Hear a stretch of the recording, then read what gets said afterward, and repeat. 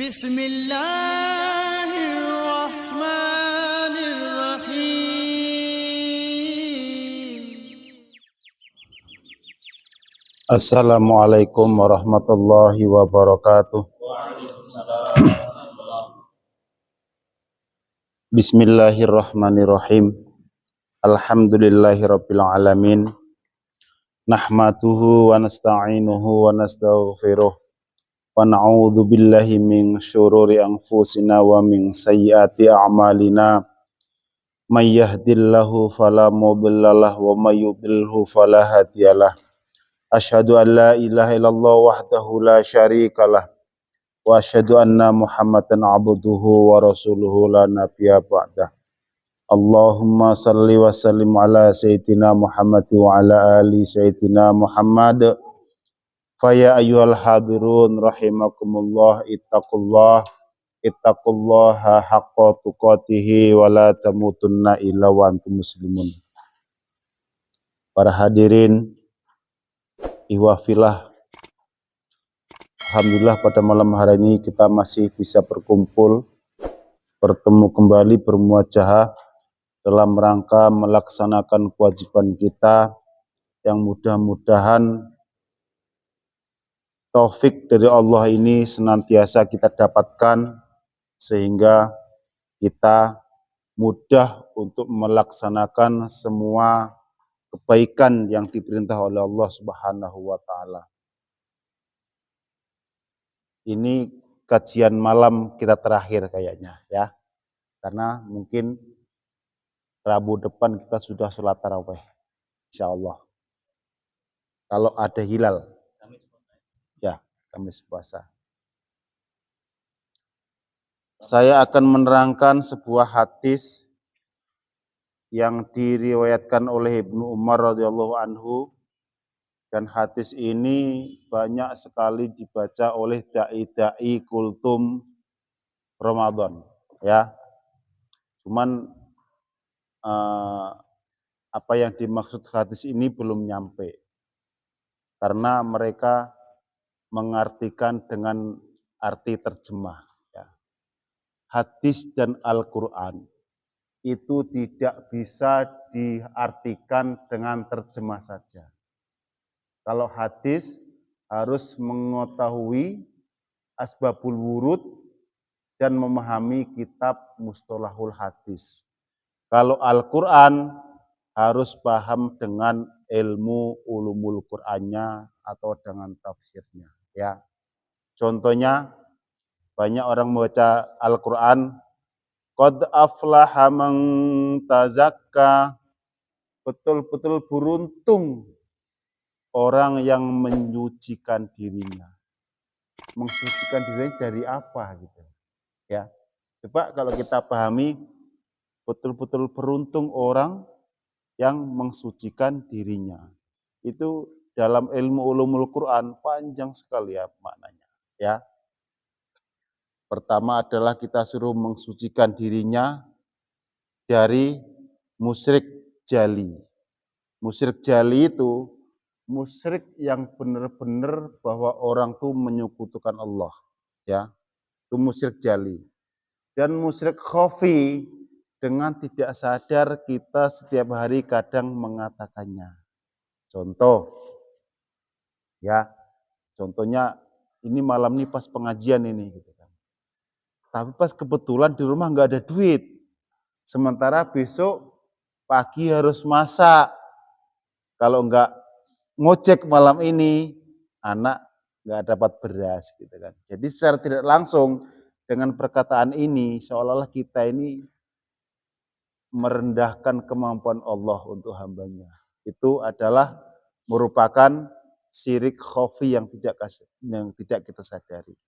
Kita memang nggak menyekutukan Allah, tapi seolah-olah kita nggak yakin kalau Allah itu bisa memberikan kebutuhan manusia dari jalan mana saja yang mungkin nggak kita ketahui. Mungkin secara matematis mungkin iya, kalau hari ini saya nggak kerja, besok nggak dapat uang untuk kebutuhan anak di rumah. Tapi Allah sanggup memberikan dari arah mana saja. Contohnya, kadang-kadang orang yang beriman ini diuji. Pas begitu adzan, dia ojek online, ada pula orderan gitu kan. Kan dia pilihan tuh, ngojek, narik, atau ke masjid. Ya, kalau dia berpikir, lumayan bisa buat beli beras nanti sore gitu kan. Memang kalau kita pergi sholat, Allah nggak memberi makan kepada anak-anak kita. Ya, itu namanya syirik khafi. Jadi penjelasan qad aflaha man tazakka, lafaz qad itu di dalam ilmu nahwu itu menunjukkan bahwa Allah benar-benar memberi keuntungan kepada orang yang mensucikan diri. Ya, dari apa? Yaitu pertama dari syirik jali. Keduanya dari syirik khafi yang selalu enggak kita sadari. Kadang-kadang ngomongan kita ini selalu mengucapkan syirik. Contoh, kita nanam cabai, wah ini kalau enggak disiram nanti enggak berbuah nih gitu. Boleh kita ngomong seperti itu, tapi di saat kita ngomong ini cabai kalau enggak disiram enggak berbuah. Dalam hati kita berkata nih, cabai ini ditanam di bumi Allah, ya. Yang punya bumi Allah. Kita menyiram, airnya juga yang menurunkan Allah, gitu kan. Artinya kita ini hanya perantara untuk menyiram saja, ya. Adapun hidupnya tanam tersebut Allah yang punya mau. Kita hanya ikhtiar secara undang-undang ini cabai kalau tidak dikasih siram dia tidak akan tumbuh dengan baik. Dengan anak juga begitu. Yang memberi anak itu pinter, itu Allah. Syaratnya kita arahkan anak kita untuk pergi mengaji, untuk pergi sekolah. Ya, makanya jangan sekali-kali minta doa, Pak Ustadz tolong doakan anak saya biar pinter, katakan. Wong anaknya belum disuruh ngaji kok suruh doakan biar pinter. Sama dengan orang nggak belajar nyetir, dia nyetir mobil, dia bilang, Pak, aku mau nyetir, doain ya biar selamat. Belajar nyetir dulu yang bagus, yang benar, baru minta doa biar didoakan selamat. Jadi apapun itu harus diimbangi dengan ikhtiar kita. Ya, dan ikhtiar kita itu tidak menentukan, yang menentukan Allah. Itu hanyalah sebuah kewajiban ya. Itu adalah sebagai uraian bahwa Al-Qur'an itu tidak cukup hanya dimaknai dengan arti terjemah. Harus dengan ilmu ulumul Qur'annya, harus dengan ilmu tafsir ya. Ada sebuah hadis yang sering dibacakan, al-jannatu mustaqotun ila arba'atin nafar. Surga itu merindukan kepada 4 golongan. Ya, ini sering sekali kita dengar. Yang pertama adalah yang dirindukan oleh surga, talil Quran. Dalam terjemah talil Quran, tulisannya orang yang membaca Al-Quran. Ya, kalau kita mau mengupas dari hadis ini, lafaz talil Quran itu talil Quran itu artinya bukan membaca. Kalau membaca pakai bahasa qoro'a, yakra'u, Qur'anan, membaca ya. Tapi kalau talil Quran pakai tala, yatsli, tilawatan, wa matslan, fahuwa talin ya. Kalau bahasanya pakai tilawah atau pakai talin ya, talil Quran itu artinya mempelajari, mentadaburi, mempelajari isinya. Bagi yang belum lancar, mempelajari dulu kelancarannya ya. Bagi yang nggak tahu tajwid, dipelajari dulu tajwidnya. Bagi yang nggak tahu makhraj, dipelajari dulu makhrajnya. Bagi yang nggak lancar, dipelajari dulu agar lancar. Bagi yang sudah lancar, dipelajarilah apa isi kandungan Al-Quran tersebut, sehingga setiap ada Al-Quran dibaca, iman kita bertambah. Muka syafah kita ya terbuka semua. Karena orang yang nggak ngerti, yang nggak mukasyafah, nanti hari kiamat itu seperti apa, orang-orang yang hanya bisa membaca Al-Quran, tapi tidak mempelajari Al-Quran. Yang dimaksud di sini, orang yang dirindukan oleh surga adalah talil Quran, itu orang yang mempelajari Al-Quran. Membaca aja itu bagus, tapi dia hanya mendapat pahala, tidak mendapat ilmu. Ya, artinya talil Quran di sini kita tidak boleh berhenti dari belajar mengajar. Ya, kalau kita pahami secara wurdul hadis seperti itu. Jadi kebanyakan ustadz membaca orang yang talil Quran, orang yang membaca Al-Quran, bukan itu. Memang betul artinya orang yang membaca Al-Quran, tapi dari segi ilmu balaghah, tala yajli tilawatan itu bukan hanya membaca, mempelajari, mentadaburi, dan melaksanakan apa yang diperintah oleh Al-Quran. Ya, kalau membaca saja, Rasulullah selalu memakai bahasa qara'a yaqra'u Qur'anan. Ya, itu dari segi ilmu bahasa. Jadi yang dirindukan oleh surga itu orang yang senantiasa talil Quran, mempelajari Al-Quran tidak ada henti-hentinya. Ya, karena para ustadz salah mengartikan kalimat talil Quran. Pas bulan puasa tadarus dia kadang-kadang sampai 3 kali khatam Al-Quran. Setelah lebaran enggak sama sekali. Bahkan 1 juz pun berat 1 hari. Jangankan 1 juz, 2 lembar aja kadang-kadang berat 1 hari. Ya, mungkin bisa kita tanya dengan kita sendiri ya kan. Dengan kesibukan yang kita punya, baca Al-Quran itu nunggu pas waktu luang sekali.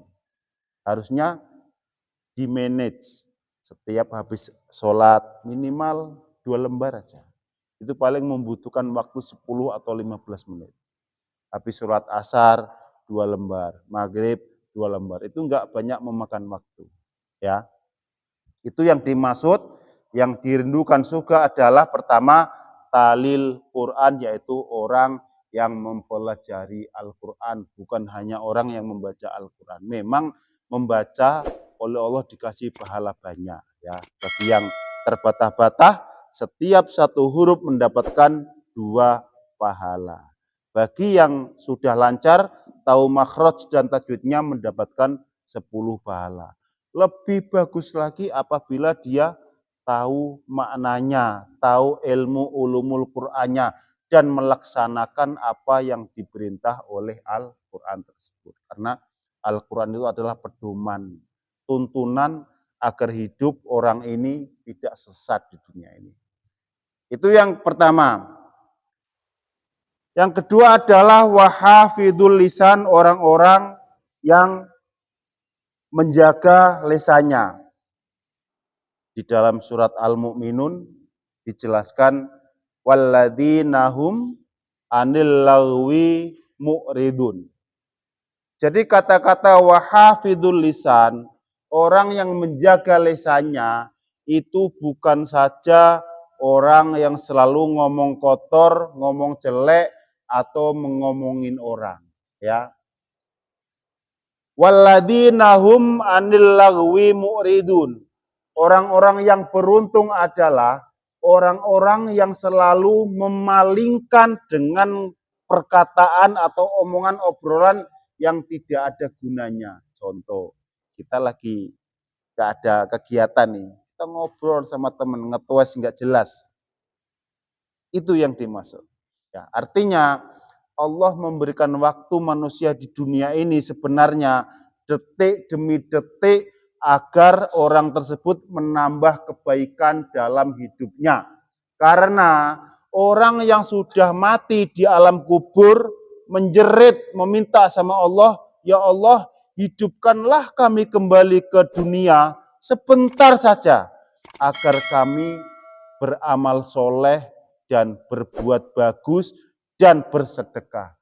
Laka kita yang masih dikasih hidup di dunia, santai-santai ngobrol, yang nggak jelas ujung pangkalnya, yang nggak ada manfaatnya. Ya, jadi walladzina hum anil lagwi mu'ridun. Orang yang beruntung itu adalah orang yang menghindari dari omongan-omongan yang nggak bermanfaat. Artinya kalau kita mau ngobrol lah yang ada ilmunya, yang bermanfaat. Ya, jadi orang-orang yang ngobrol nggak ada ilmunya, dia hanya menghabiskan waktunya yang diberi kesempatan oleh Allah Subhanahu wa taala seharusnya untuk menambah kebajikan di dalam dunia ini.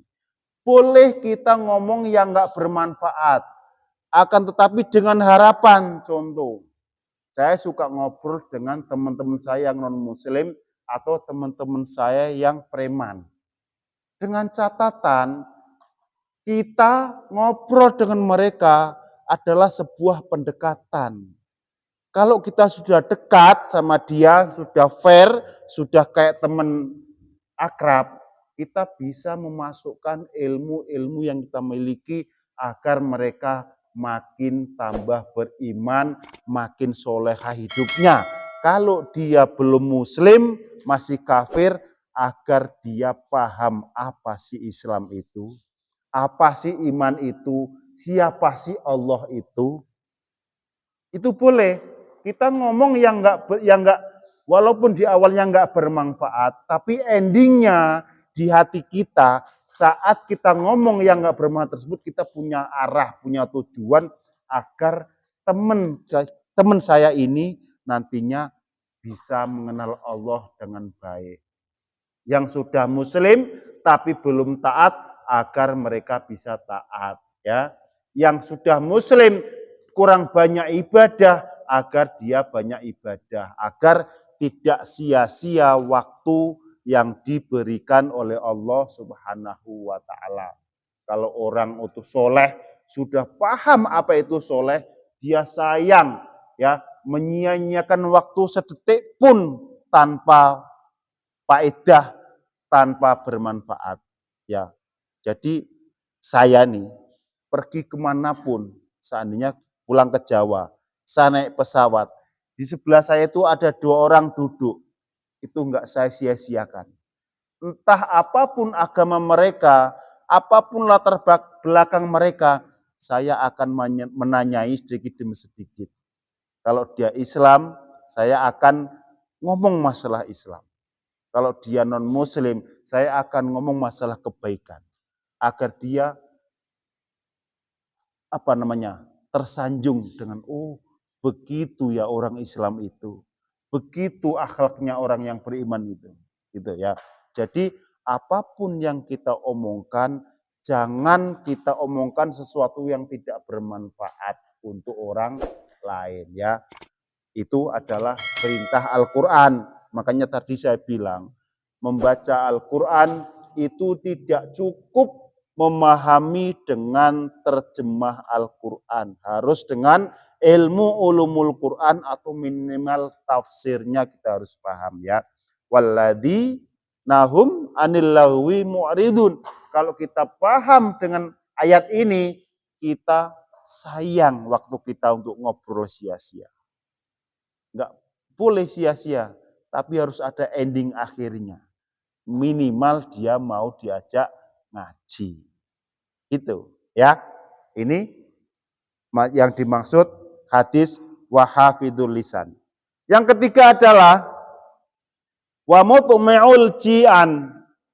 Orang yang dirindukan surga yang ketiga adalah orang yang gemar memberi makan kepada orang yang kelaparan. Kebanyakan orang mengartikan hadis ini adalah memberi takjil pada bulan puasa. Ya, di sini lafadz mut'imun itu adalah kalimatnya memakai isim masdar. Isim masdar itu artinya yang benar-benar memberi dan berkesinambungan. Artinya, kalau ada teman-teman kita yang ekonominya belum mapan, kita harus memberi solusi agar dia bisa betul-betul tidak kelaparan. Minimal kita mencarikan pekerjaan. Itu yang dimaksud. Bukan mutmiul ji'an itu bukan orang yang memberi makan atau memberi takjil pada bulan puasa saja. Ya, jadi Rasulullah mengucapkan hadis itu tidak sembarangan. Itu banyak arti-arti yang terkandung yang kadang manusia hanya memahami pakai arti terjemah dan tidak tahu apa yang dimaksudkan ya. Wa mutmiul ji'an di sini artinya kita harus selalu membayar zakat. Itu satu. Zakat profesi. Kadang-kadang orang Islam ini ngeles. Aku kan kerja gajiku sedikit, ya kan? Belum sampai nisabnya, jadi nggak kewajiban zakat. Bukan seperti itu. Bukan seperti itu yang dimaksud zakat itu. Berapapun yang kita dapatkan, 2,5% kita keluarkan untuk sedekah atau zakat. Ya, contoh kalau gaji kita 4 juta, UMR Batam, keluarkan 2,5%, paling berapa itu? 100.000 kan? Itu kan uang nggak seberapa. 100.000 tuh kalau kita pegang untuk makan, paling 4 kali makan habis tuh. Habis jadi tai. Tapi kalau kita sedekahkan, itulah tabungan kita yang sebenarnya. Yang nanti akan menemani kita saat kita di alam barzah. Ya, itu yang dimaksud mut'imul ji'an di sini. Perhatikan zakat kita, perhatikan sedekah kita, perhatikan orang di sekeliling kita yang masih belum punya pekerjaan, hendaknya diusahakan agar punya pekerjaan. Ya, lebih bagus lagi kalau kita membuat forum komunikasi kepada orang-orang yang nganggur, karena banyak sekali orang nganggur di Batam ini. Ya, kita buatlah semacam komunitas, ya kan. Kita adakan, kalau nggak bisa ngaji, yang penting kita isi ceramah aja, isi ceramah, ya kan. Diadakan halaqah, nanti sharing kekuranganmu apa. Wah, aku pengen kerja apa maunya, apa saja, yang penting ada uangnya. Kita sharing ke teman-teman, siapa yang membutuhkan tukang bangunan, arahkan dulu dia, yang penting dapat penghasilan. Ya nanti untuk selanjutnya dia mau lebih baik, nanti naik lagi. Mungkin dia pengen kerja di galangan, arahkan yang orang galangan. Atau dia pengen kerja di konveksi, arahkan yang tukang jahit. Atau dia pengen kerja di tempat masak, arahkan teman-teman kita yang punya restoran atau punya warung makan. Itu adalah arti yang dimaksud di sini, mut'imul ji'an, memberi makan orang yang kelaparan, ya. Jadi arti hadis ini bukan sesingkat itu, ya. Kita bulan puasa memberi takjil, bukan itu. Artinya kalau kita mengartikan itu, orang hanya kenyang pas buka puasa saja. Nanti habis lebaran, mau kerja apa, mau makan apa, kita tidak bisa berbuat sesuatu. Ya, itu yang nomor 3. Nomor 4 adalah wasaimu fi syahri Ramadan. Orang yang dirindukan surga adalah orang yang puasa di bulan Ramadan. Wasaimun di sini secara tekstual artinya orang yang puasa. Apakah puasa tersebut? Ada yang tahu apa artinya puasa? As-saumu ay al-imsaku. Puasa itu adalah menahan diri. Menahan diri dari apa? Pertama, dari sesuatu yang dihalalkan, suruh menahan, jangan dilaksanakan pada siang hari. Kedua, ya, menahan diri dari omongan-omongan yang enggak ada manfaatnya, itu namanya al-imsak sama. Ketiga, menahan diri dari keinginan, kalau di rumah ada istri, kalau mau nyelek-nyelek malam hari loh, jangan siang hari, ini puasa. Jadi semua apapun yang enggak disukai Allah ditahan. Al-imsak itu artinya menahan diri. Itulah artinya puasa, bukan hanya sahur pada malam hari, siang tidur atau kerja, terus sore berbuka, malam tarawih, bukan itu saja. Jadi orang puasa itu artinya menahan. Menahan dari apa? Dari hal-hal yang enggak disukai Allah Subhanahu wa taala. Ya, itu yang namanya shaim. Orang yang puasa adalah orang yang bisa menahan diri. Seandainya kita lagi duduk di depan rumah atau lagi apapun, menengok orang cantik, kita syahwat, langsung kita cut mata kita, langsung kita tundukkan, ghadul basar. Itu namanya menahan diri. Memang melihat cewek cantik itu sedap, tapi itu dilarang oleh Allah Subhanahu wa taala. Makanya jangan dilihat, ya. Kita menggunjing, kita mengomong yang ada manfaat, itu sedap ngobrol sama teman. Hindari, itu omongan tidak bermanfaat. Berbohong itu enak, hindari. Saat bulan puasa kita tahanlah, jangan berbohong. Dan seterusnya, jangan hanya bulan puasa saja. Karena waso'imun fi syahri Ramadan, lafadz so'imun itu isim fa'il. Isim fa'il artinya orang yang selalu menahan diri. Ya, isim fa'il, selalu menahan diri. Di sini ada kandungan maknanya al-istimror, berkelangsungan, continue, ya. Jadi kalau orang yang ngerti ilmu nahwu, orang yang ngerti balaghah, dia tahu fi'il madhi, fi'il mudhari', isim masdar, isim fa'il, itu gunanya agar orang bisa mengartikan hadis, tidak semuanya sendiri. Tidak hanya mengartikan hadis dari arti terjemah. Dia harus memahami.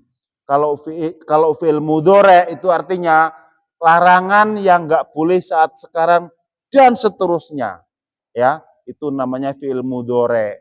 Kalau fi'il madhi artinya sesuatu yang sudah kelewat, yang sudah kita laksanakan, namanya fi'il madhi. Kalau isim fa'il, orangnya yang melaksanakan malam ini dan selanjutnya. So'imun, orang yang menahan dirinya, bukan orang yang puasa itu. Salah kalau lafadz so'imun diartikan hanya orang yang berpuasa, itu salah.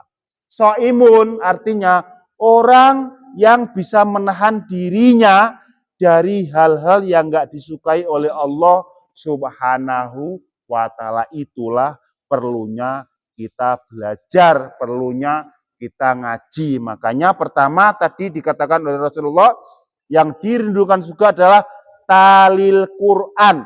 Arti besarnya adalah orang yang senantiasa mempelajari Al-Quran. Artinya, walaupun nanti bulan puasa, jangan ngaji diliburkan. Itu salah besar. Makanya di pesantren, kalau di luar bulan puasa, pelajaran 5 kitab, di bulan puasa naik 10 kitab. Ya, habis maghrib, habis asar, full semua isinya kajian. Nggak ada liburnya. Nanti liburnya kalau udah menjelang tanggal 25, baru santrinya dibolehkan pulang ke rumahnya masing-masing. Ini kadang-kadang salah kita, bulan puasa karena sibuk ngaji diliburkan. Yang dimaksud orang yang dirindukan surga talil Quran itu orang yang mempelajari Al-Quran. Ini malah bulan puasa ngajinya libur. Darus saja. Memang dapat pahala orang darus, tapi tidak mendapatkan ilmu. Orang tuh yang paling penting adalah ilmu, keduanya akhlak. Setelah punya ilmu dan ilmunya masuk, kemudian berakhlaklah orang itu. Ya, Bapak ya, mungkin ini saja yang saya uraikan pada malam hari ini. Tidak usah panjang-panjang, yang penting poinnya. Dan nanti kita bahas masalah kajian kita di bulan puasa dan sekaligus target-target yang harus kita laksanakan dalam bulan Ramadan. Termasuknya tilawah kita minimal berapa juz satu hari. Nanti kita sepakati. Sedekah minimal berapa rupiah per hari, ya. Memberi makan orang minimal berapa orang per hari.